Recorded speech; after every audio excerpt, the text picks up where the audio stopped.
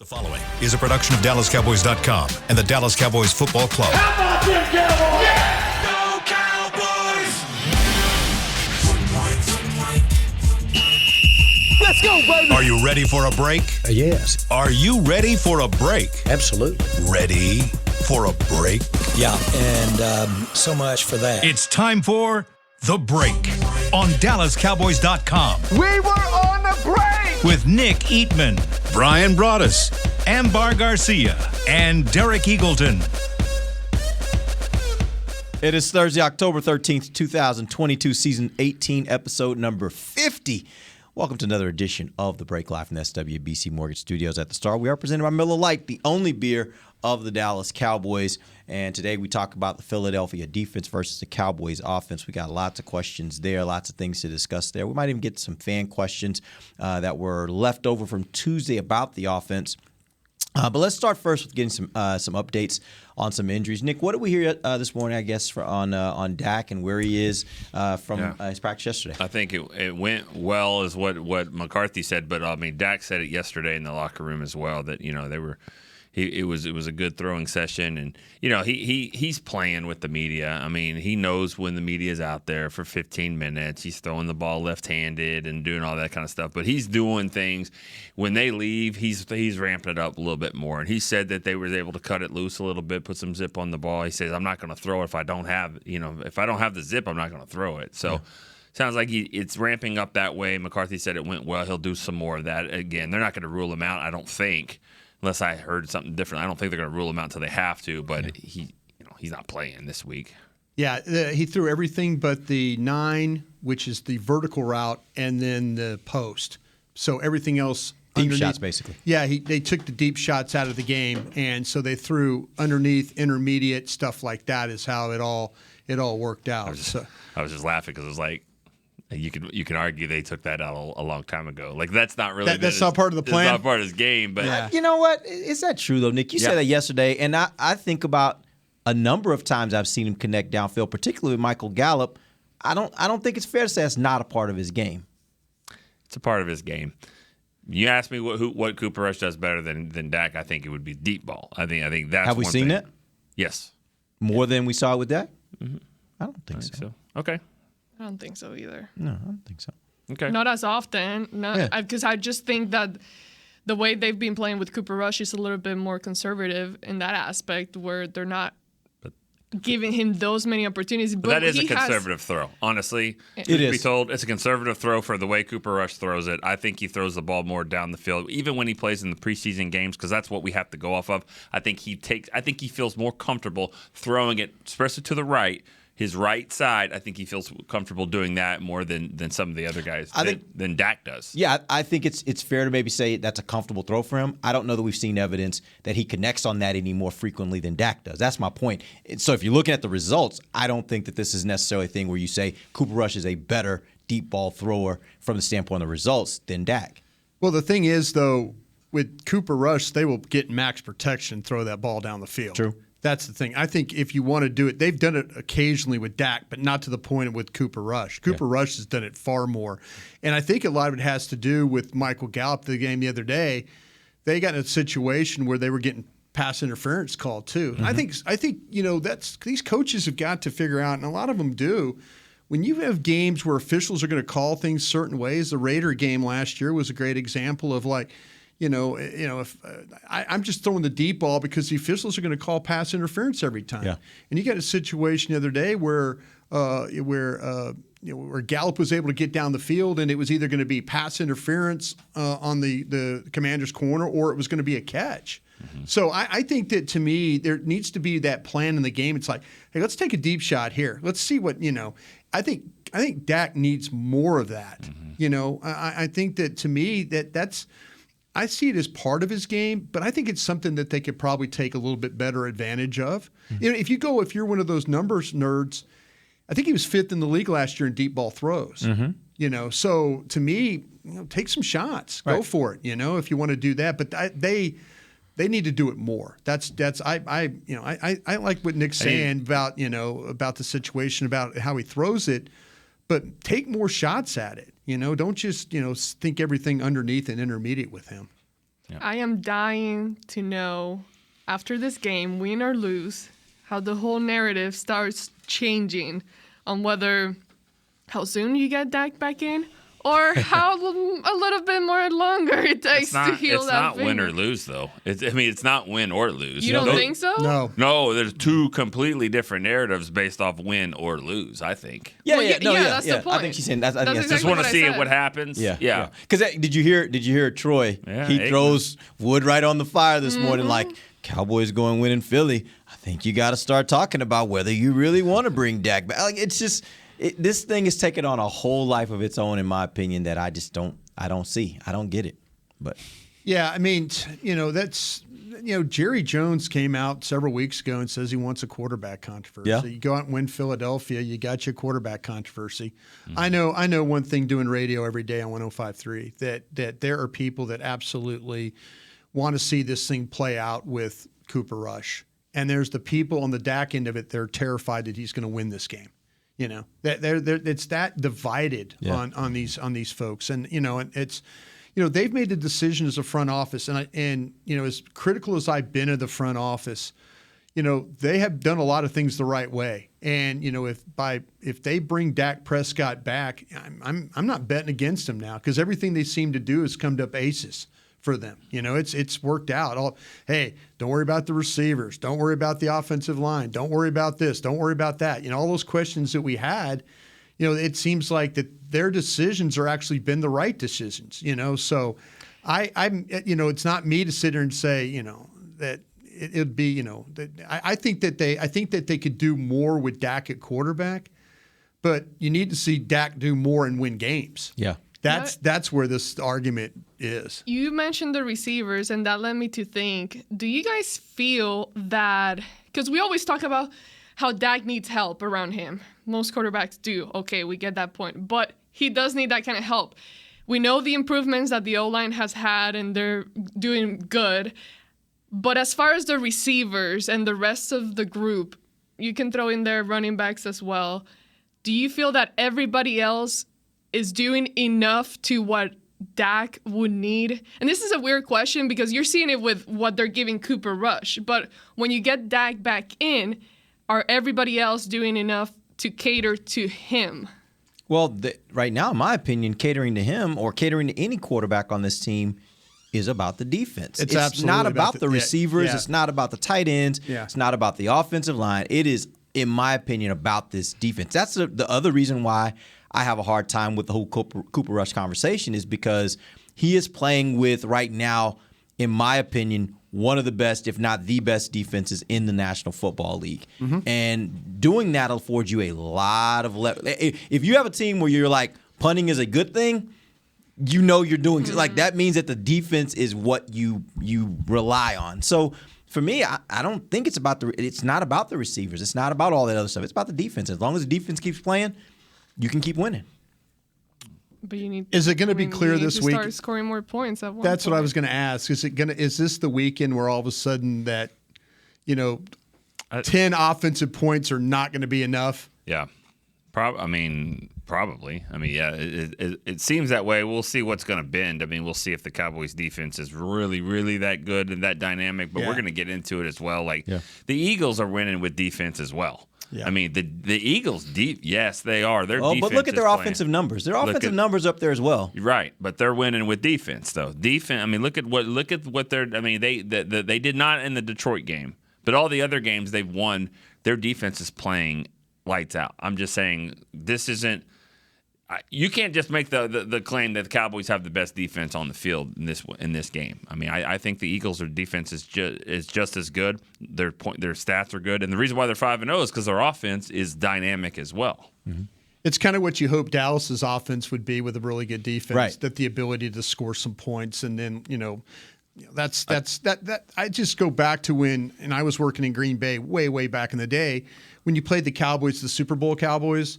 They would get a lead on you, and then the defense would choke you out. Mm-hmm. That's where my experience was. Yeah, that's the way it always was. It was they found a way to use the weapons. They would get 24 points, and that was enough. They would always play and that sounds way. like that's how Philly is doing it. I think is Is their offense good enough to get those points, and then the defense is just like, you're not coming back. Like, where you're not gonna win this. I think that this is going to end, eventually for Cooper Rush and the Cowboys is this winning streak is the red zone offense.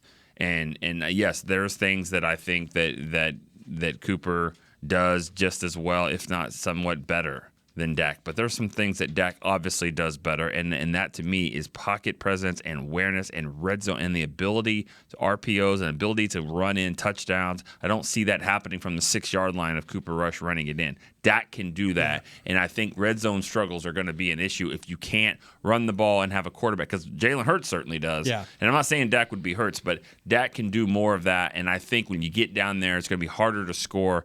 I think obviously Dak would give you a better red zone ability to score. Okay, you have better memories. I think I'm trying to remember, or if my memory is playing games with me, but I feel like they have been okay. Like, they're better in the red zone, but their problem is getting to the red zone. Like, they can never get to that point. But when they get there, they seem to be fairly okay. This year? I will year. say this, talking about what Zeke said yesterday. He pointed out that he thought the biggest problem for this offense is third downs. Yeah, and it you is. look at it right now, they're 29th in the league in converting third downs. Yeah. That is a significant problem for them. And if you want to talk about sustaining drives to get to the red zone, that's part of the problem. They're not sustaining drives enough to get those convert those third downs. But once they rarely make it there, they seem to. I mean, from what I remember, they managed to get in, whether it's running the ball or throwing a pass. No, you're right. But it's with Zeke's right. They're bad on third downs, and that's the thing about it. That you had actually had 3 third downs the other day that you could have converted on all 3. But you had the penalty on the 3rd and 1 run when Hendershot got called for holding at the end of the game. You had the drop by CeeDee Lamb, and you had the drop by our other guy. Why don't I ever went to the Noah? Gallup, Michael Gallup. Gallup. God, just was too many names in my head. But Gallup, his drop and CeeDee Lamb's drop, and then the holding play. That was 3 third down plays that should have been converted. Those were all third, and then that keeps drives going. And so now your percentage with it, I think they're like at 31% right now. So we're on the other end of it though. The Eagles on their offense are like 10 to 12 percentage points better than that. Yeah. So but their Eagles defense though has been a little bit of a struggle on third down for them too. So something might have to give in this football game. Yeah, they're 25th right now in the league in third downs that they're giving up. So they're giving up a lot of third downs. Cowboys aren't getting third downs. Something has to give. Somebody's going to get better this game. I'll go back to the red zone here. The Cowboys rank 31st in the NFL in trips to the red zone. Trip to the red zone. 11. Yeah. Only Houston has less with 10. On the flip side, and of that 11, they've scored 6 times, so touchdowns. So that's a 45%.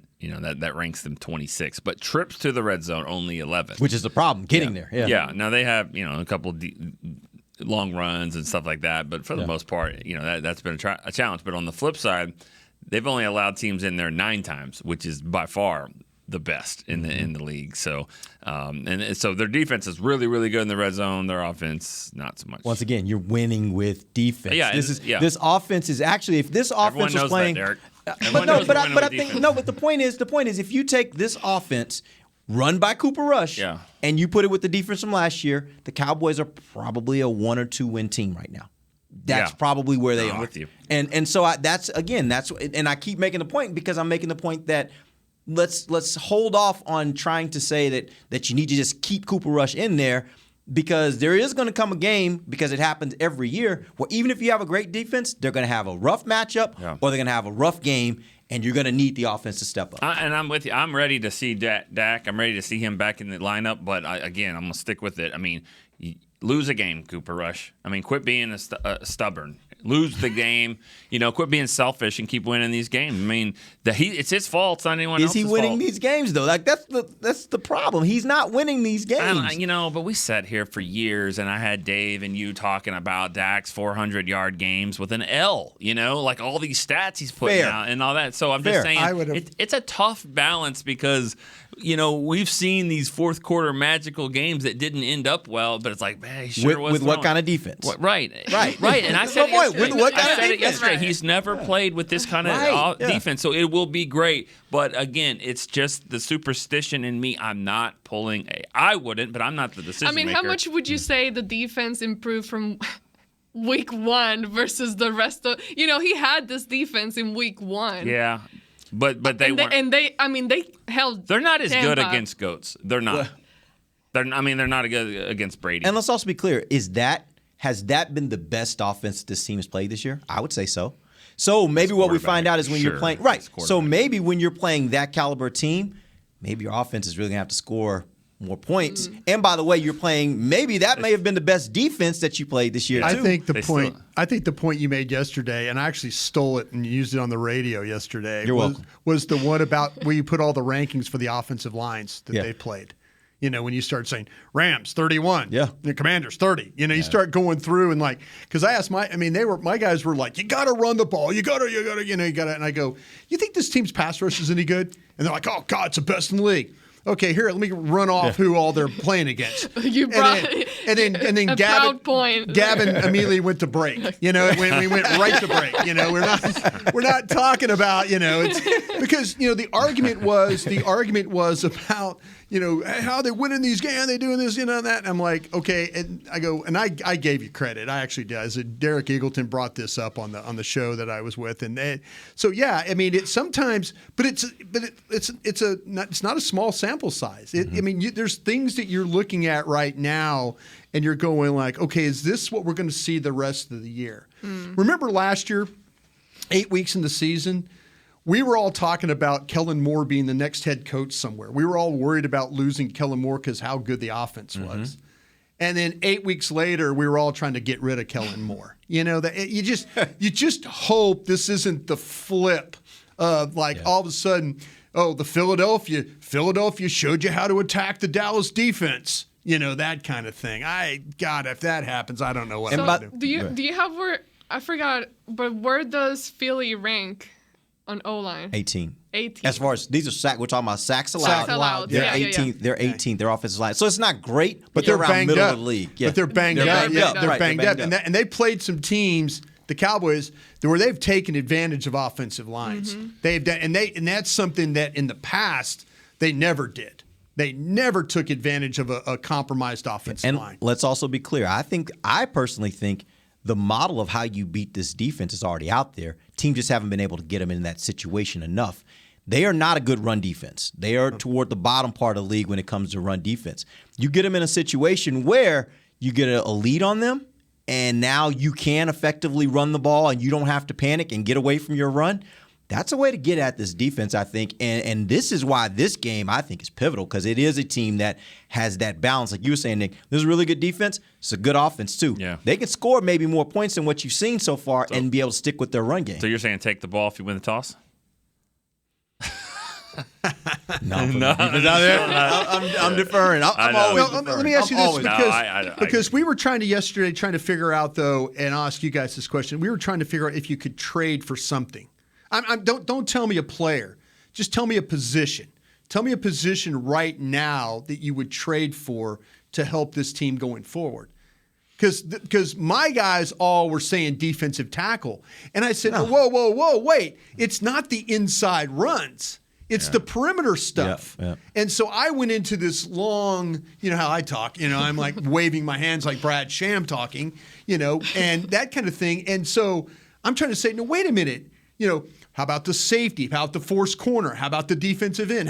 That's not players. That's just how you play. But there's no, if you get this, you go trade for the guy in Carolina, the big defensive tackle, and I'm like, it's not that. It's the edges. It's the outside that runs the ball. One thing to note, I actually was just looking at this stat before we came in. Cowboys are ranked 21st in the league on giving up inside runs, 4.4 yards per carry.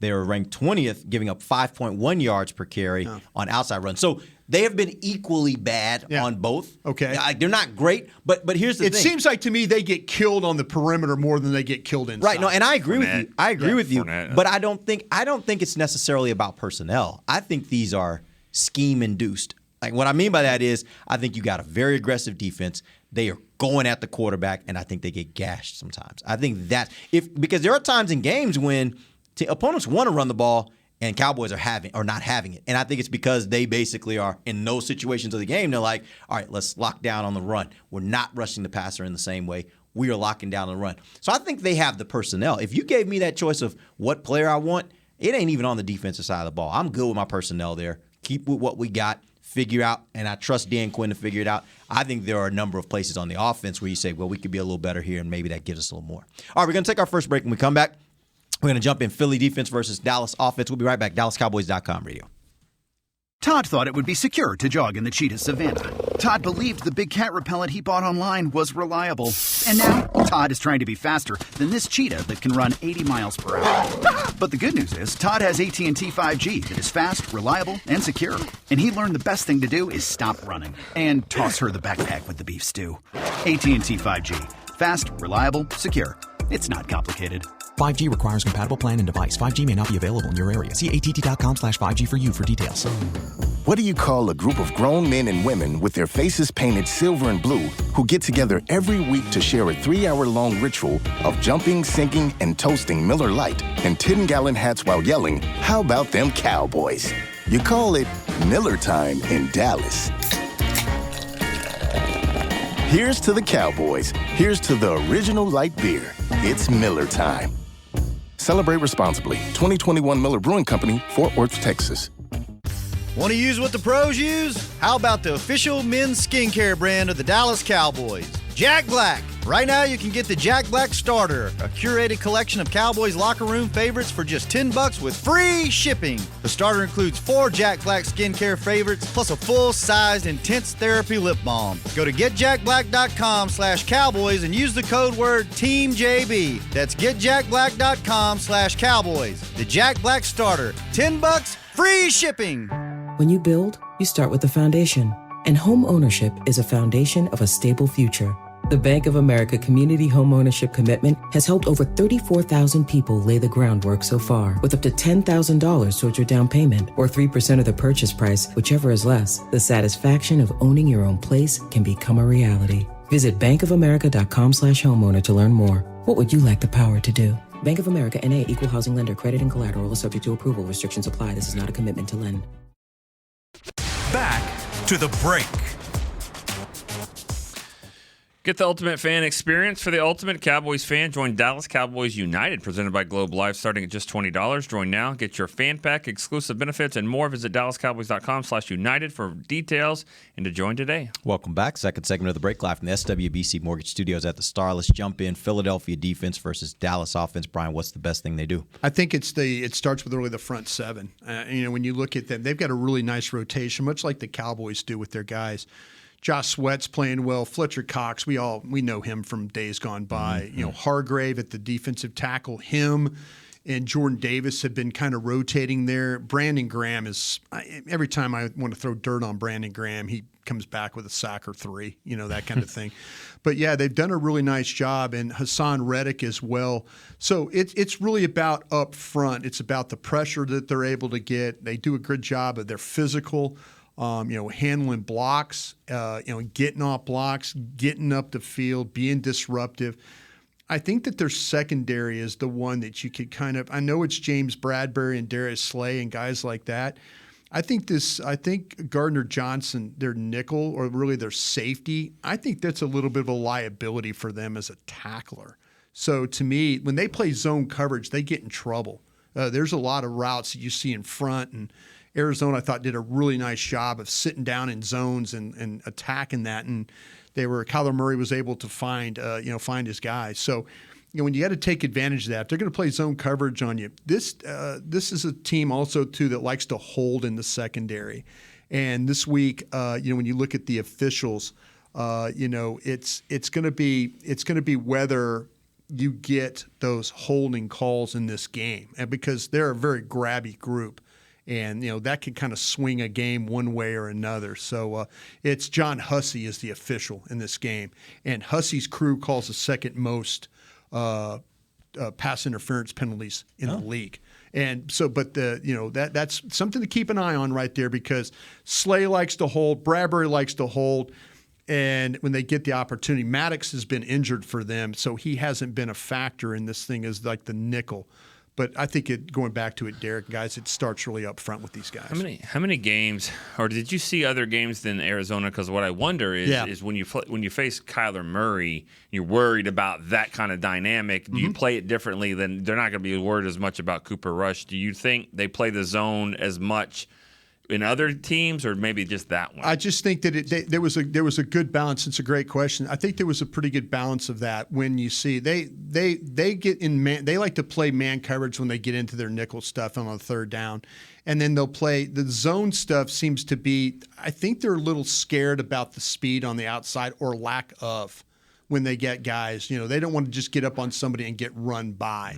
So I think it's more of a trying, like, okay, we're going to come after you, we're going to blitz you, we're going to rush you, we're going to play man there.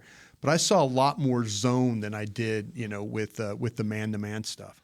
On the games I did, I watched them play 3 games, and they were. It just seemed like to me when they were giving up plays, it was because of the zone coverage stuff. Going back to the stat, which I had seen earlier too, about third downs and the comparison between what they give up and what the Cowboys currently do. Do you think, Brian, that for this game, because there are times where I think, okay, you trust your defense so much, and I get it, you have to punt at times, but why not take that extra, try, go for it?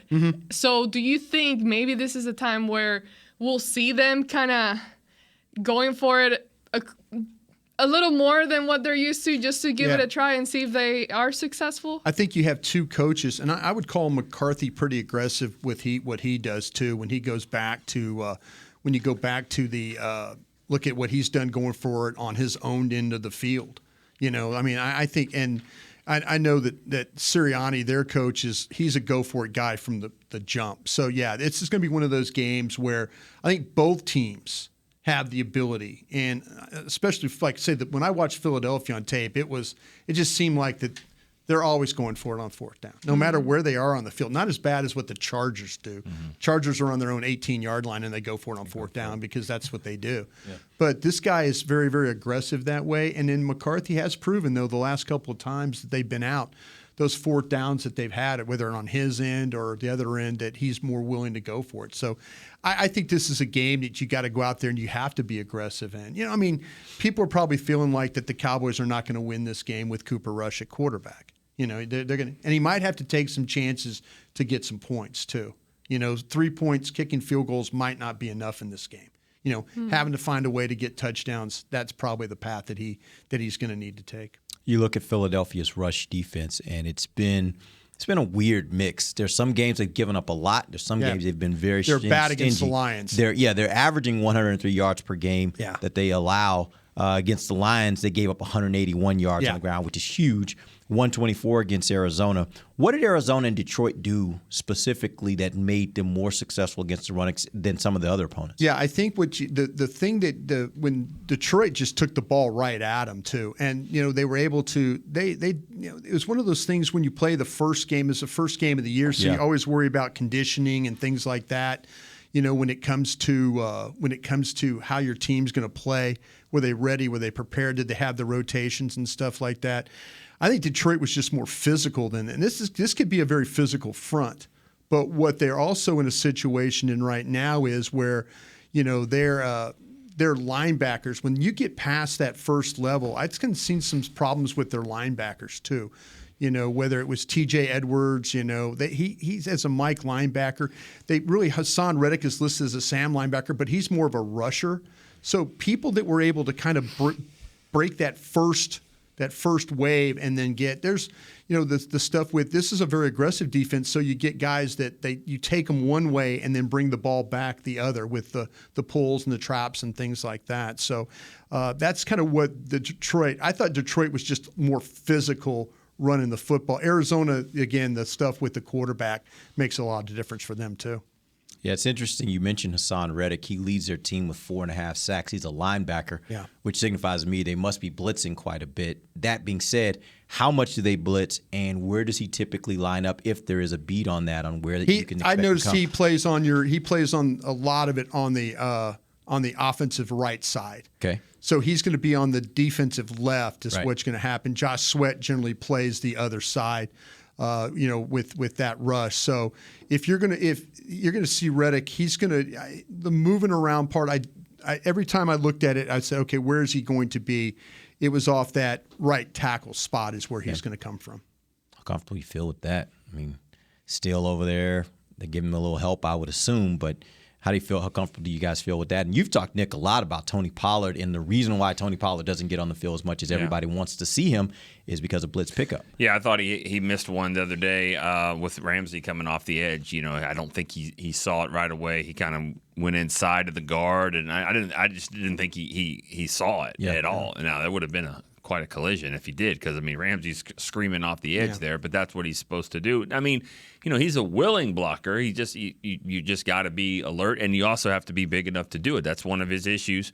But that's awareness, though, as you mentioned that's the thing. I think the biggest thing with Pollard is his willingness to do it. Don't think is a problem. The finish is not always great. It's how are you reading it? How are you seeing it? Most guys are taught to read inside out, and sometimes he gets just so inside focused that you miss that slot blitz is what happened last week on that play. Yeah, real quick, before we go to break, I did have this other question. You look at their pass defense, and although you talked about the front seven, they've been very stingy, only giving up 189 yards per game passing. That is that's a really, really great number. My question would be, is that more a reflection of their pass rush? I think it's the rush. Coverage? I think it's the rush. I think the front clearly affects the way that people throw the ball. I do feel like, this team has seen James Bradbury play when he was with the Giants. You've seen Darius Slay play, when he's been at Philadelphia.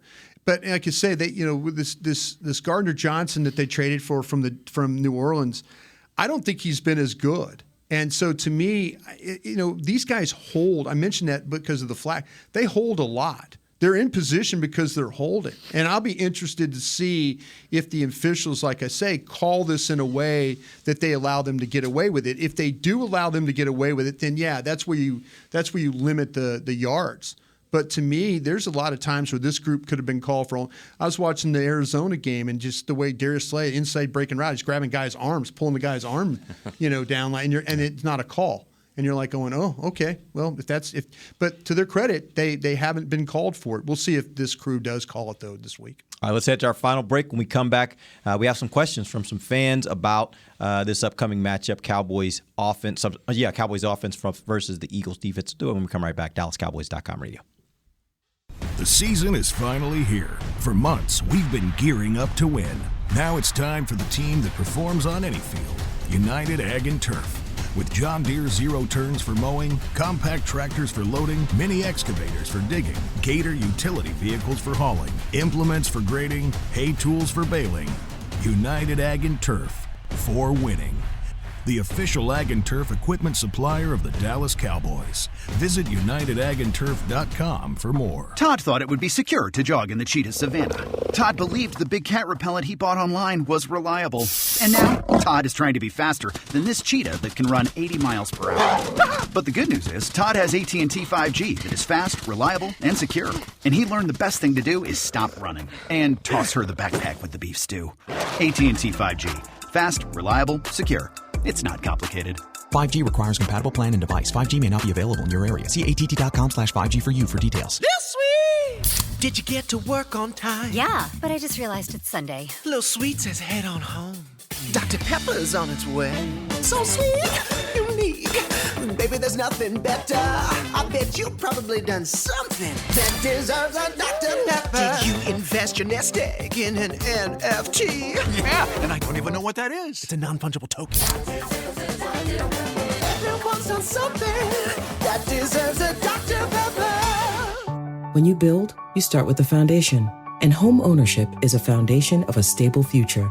The Bank of America Community Homeownership Commitment has helped over 34,000 people lay the groundwork so far, with up to $10,000 towards your down payment or 3% of the purchase price, whichever is less. The satisfaction of owning your own place can become a reality. Visit bankofamerica.com/homeowner to learn more. What would you like the power to do? Bank of America N.A. Equal Housing Lender. Credit and collateral is subject to approval. Restrictions apply. This is not a commitment to lend. Back to the break. NFL Plus gives you live, local, and primetime regular season and postseason games on your phone or tablet, game replays, and more. Go to plus.nfl.com. Start your free trial of NFL Plus today. Welcome back. Final segment of the break, live from the SWBC Mortgage Studios at the Star. This segment brought to you by blockchain.com. And let's get into some questions. Thanks, Chris. Let's get into some questions that we have from some fans. They were sent earlier this week, but I saved some because we didn't get to them, and they are specific to the Cowboys offense. First question from Blue Star Gang says, have we seen enough from Noah Brown to where Washington is now expendable, or is Tolbert underwhelmed to the point you have to keep Washington as your fourth receiver? So there's two questions here. I kind of already forgot about Tolbert again. You're done with Tolbert? No. Okay. I'm not done with him. He All just right. got here. Hold on. All right. Okay, but good. no, it's just, again, we were waiting for him to get back from the injury and all that. Then he got back. He didn't do much. And then it just easily became, I don't remember. What has he done? I genuinely do not remember what he's done other than that first week when he got back in. Yeah, I think that his confidence really got crushed in Oxnard. And they asked him to do a lot of things, and it didn't appear that he was very capable of doing it. I really believed when we were doing the draft show that he was NFL ready. When you watched him play, he looked very confident. He looked poised. He made big plays, in those games. And he got here, and he looks like a completely different player. And so now when you do that, you go back and you say, okay, what did I see? Did I miss something with this player? I think that he just got overwhelmed. And I don't think he ever recovered from that. And so being inactive and all that, sometimes it's one of those things that you have to go through. But he just doesn't look like that. Number one, they don't have confidence in him right now. They probably wouldn't, if you asked him with a microphone in their face, they would say, no, we're happy with everything. But they're probably thinking, okay, how can we rebuild this kid? Because he's not the same player he was at South Alabama. Coming from South Alabama, should we be a little more patient? Should they have to be more patient? Yeah. Well, I got his stats right here. His freshman year, he played 5 games. He caught 5 balls for 60 yards. Okay. His junior year, he caught 64 passes for 1,000 yards and 8 touchdowns. And his senior year, 82 catches, 1,400 yards. Yeah. So in 2 years, he's in the Pro Bowl. Well, I know, but I get your point. Yeah, be patient. Yeah. Right, you have to. Yeah. And I will always be a little bit more patient every time because of Miles Austin. They're not all going to be that way. Sometimes they're Jamaica Rector is just going to be Jamaica Rector. That's just the way it is. Wow, I hadn't heard that name in a long time. But you have to be patient with not only receivers but small school receivers like that. That you said. He got here and he looked like a different player, and he probably did. He also saw a different player on the other side of him. And so, I think you have to be patient. But, I would have thought, but then again, he's a few inches away from a different mentality all around. If he gets his right foot down and scores that touchdown against the Chargers, and you're like, oh, look at him, in the back of the end zone, nice play. But so he was really close to making some plays. And so I think it gives you some confidence of saying, all right, don't need him as much this year, but I bet you next year we'll hear McCarthy saying, one guy I really like from last year is Jalen Tolbert. He was in the workout. He's been at the DAC yard back there. He's, so we'll see. Yeah, that's the thing, too, and I think you make a great point about that. The thing that maybe 5 to 8 years ago, when you say that, you kind of go, all right, makes sense. The way that these receivers are coming out of college. That is true. And then all of a sudden jumping in, and it doesn't matter. I know the Packers drafted a kid from North Dakota State, and he's a dropping balls. He was a second-round pick. There's a lot of kids, and not every kid is like Chase or Jefferson or like that, but we're starting to see a lot more that these college kids are coming in and stepping in and immediately starting to play. Yeah. And that's the thing that's just a little disheartening as an evaluator, that you kind of felt like this is one of those kids. This is one of those kids that could come in and play. And you're right. It's a lot different playing, Appalachian State than it is playing the Los Angeles Rams. It's different. But who messes it up for everyone? It's always one guy that messes it up, because there's probably a thought process of these small school receivers and all that, and then Cooper Kupp comes in. Yeah. And you were all over Cooper Kupp in the draft, and he was as good, if not How way. good was he his first year? I don't remember. I think he was immediately. Brian was upset, but that they didn't. I mean, he was all over it. Yeah, I knew from draft day. But I mean, he obviously good enough to say, aha. Yeah. See the thing. aha. But that's the thing. That just because what we've seen in this day and age but like say 5 to 8 years ago, these first round receiver where the numbers were 48 catches, 864 yards, 4 touchdowns. Now it's 110 catches, and it's these crazy numbers, and you're going, okay, I guess that's what's happening in our league now. Yep. All right, real quick. We didn't answer the question. I was going to say, no, that's where I was going. I was going to say, give me an update on Washington. What are we hearing about him? I think the Cowboys are in no hurry there. And I don't know where he is as far as health-wise. I was told it could still be a couple more weeks. I don't know if it's because that's what the injury is or they're just don't really need it. Yeah, because initially it was going to be around this time. It would have been around this time. Knock on wood, one of these receivers comes out with a wrist injury. It's like, Washington's ready to play. Like, Washington, we could, So we'll see. I bet you he's a little bit further along, but, that's what happens with the rules. The rules are you just on an injured reserve, and we'll start his 21-day window when we want to start it. Right. All their receivers are doing things, and they're all playing. Whether it's they're playing special teams, even Simi Fehoko, guys like that. Everybody that's stressing. Washington doesn't do that for you. True. All right, let's move on to the next question. Anthony Villanueva says, "What's one area you think the passing game can get better with? Just one area. If you had to pinpoint one area where you want the passing game to be better, where would you want to? I wish they threw better screens." I wish they threw better screens, whether it's tight end screens. I mean, I'm watching everybody in the league. The last couple of weeks, I've watched guys like Tyler Higbee, and I'm watching, Dallas Goedert and these guys, and I'm watching teams leak backs out, and all of a sudden it's just a devastating play. This team can't get out of its own way when it comes to throwing a screen. They can't get the guys out. Is that about the offensive line not being mobile enough to get out there? Or I don't know if it's coordination. I mean, they've got guys that can actually move. They do. They've got guys that are athletic enough to get out in space and make things happen. They don't get any blocks on the outside. That gets all muddled up at times. But, or the run people. It's so frustrating to watch teams around the league be able to, and this team you're about to play, they will screen you to death. Yeah. And because they know it's an easy throw for their quarterback. That's the kinds of things that could help Cooper Rush. Just a little simple screen that could go for 26 yards. Yeah. That's a big help. My thing, and I've said it for 15 years, I've asked to get the player on the roster. And now he's on the roster and he's not in the vertical game. Player. I just think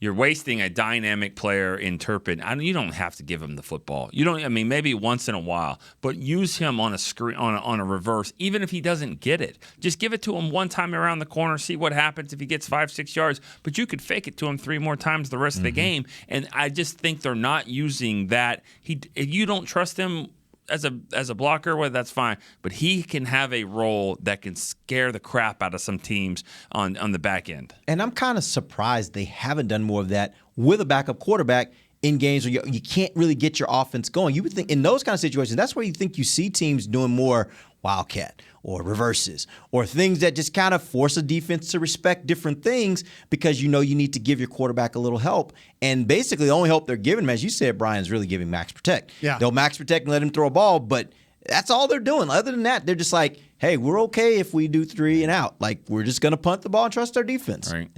Yeah, the times, and I'm surprised by that too. The times that he does get on the field, they don't do anything with him. It's like, okay, why is he on he's there? He's a blocker. Yeah, and even then, there are times he doesn't do anything, and you're like, okay, then what are you trying to prove here or like put on tape that's gonna scare anybody? Because you're not. I'm on that with Brian with the screen. I feel like a couple of years ago, they were pretty good at that. This 2016, how many times did the Zeke they'd fake the block and he'd just kind of slip out and they got linemen in front, whether that was Doug Free or Tyron Smith or whoever or Frederick, get somebody. It's just like it's so disjointed and bumping into each other and no sell at all. Yeah. So yeah, I mean, to me that's the simple thing because. Throwing the ball down the field and all that, that can improve. But, man, just give me something. Give me a simple little throw from my quarterback that just devastates defenses when it works. And speaking of selling, I think one of the things is the fake. So, before, I I would be fooled every time, and I got bird's eye view up here, and I would like, oh, the ball's over here. I don't think they're good at that anymore. They just, and that's Deception. a small part, but I think it does play a big role in the game. If they need to improve that aspect of things, just faking it better. Yeah. All right, we appreciate you guys joining us. We'll be back tomorrow. We're going to wrap this thing up for you. That's it. We're going to wrap this thing up for you. We're going to let you guys know what we think is going to happen this Sunday night. Cowboys versus Eagles. Till then, for Nick Eatman, Brian Broaddus, Amber Garcia, I am Derek Eagles, and this has been The Break, live on DallasCowboys.com radio. This has been a production of DallasCowboys.com and the Dallas Cowboys Football Club. How about this, Cowboys?